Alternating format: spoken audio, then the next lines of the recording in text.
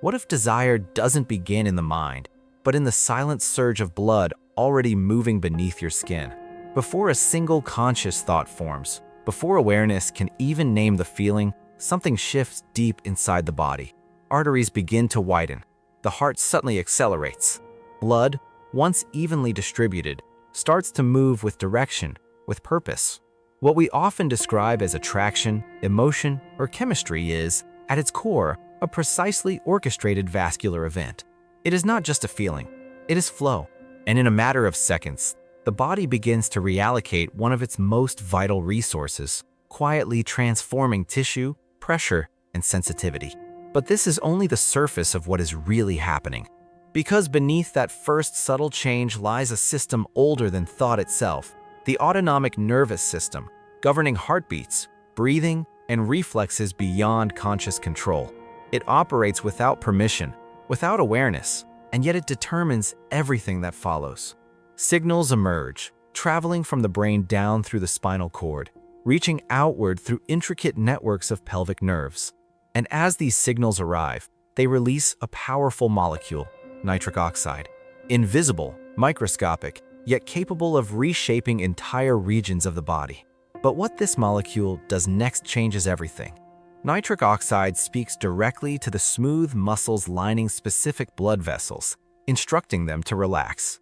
And when they do, arteries expand. Blood flow increases rapidly, rushing into specialized tissues designed not for constant rigidity, but for sudden transformation.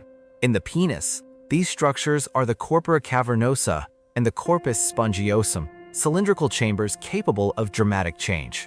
In the vulva, similar erectile tissues exist within the clitoris, the labia, and surrounding vestibular structures, equally responsive, equally dynamic, though often less discussed.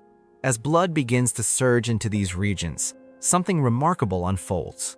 But this is only the first phase, because as blood enters faster, something else must happen at the same time. The veins that normally allow blood to leave begin to compress under the expanding tissue. This creates what is known as a veno-occlusive mechanism, a temporary trapping of blood. The result is swelling, firmness, and a visible transformation of the tissue. Skin may flush. Temperature may rise slightly. Sensitivity intensifies as nerve endings become more responsive. What was once soft becomes firm. What was once quiet becomes highly reactive. And yet, this visible change hides an even deeper microscopic process. Inside these tissues, within structures like the corpora cavernosa, there exists a network of tiny vascular spaces called sinusoids, microscopic chambers lined with endothelial cells. In a non-aroused state, these chambers remain relatively collapsed, almost dormant. But once nitric oxide begins its work, a molecular cascade is triggered. An enzyme becomes activated, increasing levels of cyclic guanosine monophosphate, or cGMP. This molecule continues the signal, sustaining the relaxation of smooth muscle. As those muscles loosen, the sinusoids expand, filling rapidly with blood like sponges absorbing liquid. Pressure builds from within. The surrounding fibrous layer, the tunica albuginea, stretches and tightens, compressing outgoing veins even further. Blood is held in place, and rigidity is maintained through hydraulic force alone.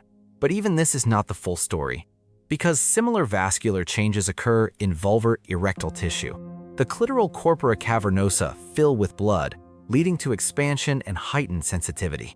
Surrounding tissues swell, and increased blood flow supports lubrication through plasma transudation, a process where fluid passes from blood vessels into surrounding tissues. What is happening is not isolated. It is systemic. The entire body begins to respond. The heart rate rises, sometimes from a resting rhythm to well over 100 beats per minute. Blood pressure increases. Breathing deepens. Oxygen demand grows. The body is no longer in a resting state.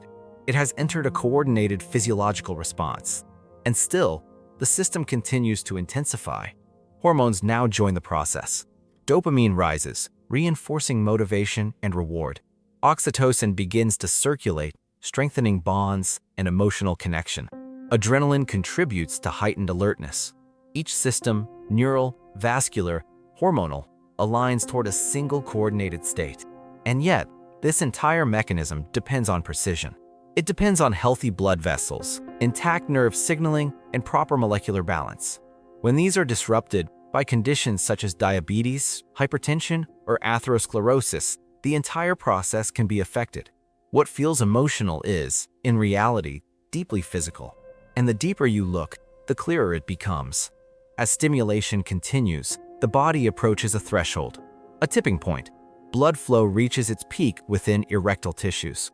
Pressure inside these chambers rises to levels significantly higher than elsewhere in the body.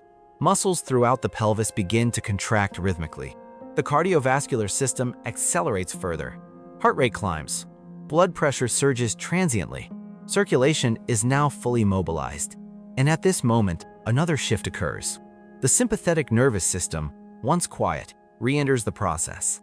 What began as a parasympathetic response now becomes a coordinated balance between both systems. If orgasm occurs, it manifests as a rapid neurological and muscular event layered on top of this vascular foundation.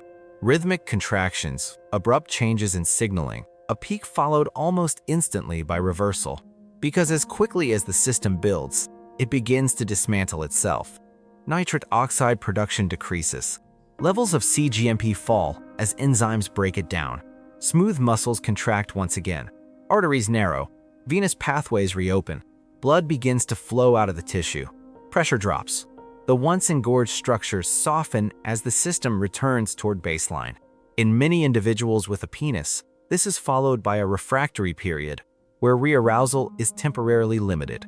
In individuals with a vulva, the decline in blood flow may occur more gradually, allowing sensitivity to persist. Within minutes, the entire body recalibrates. What felt intense, urgent, overwhelming, resolves into equilibrium. But what does this reveal?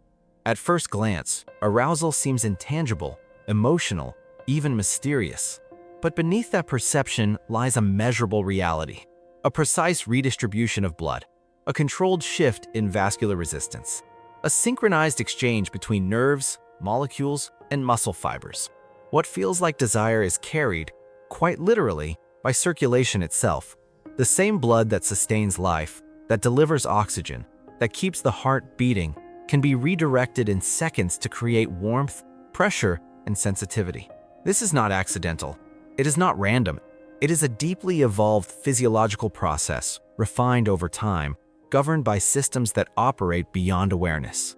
And the final truth is this: what we call desire is not separate from the body. It is the body responding with precision, transforming flow into sensation and turning biology into experience.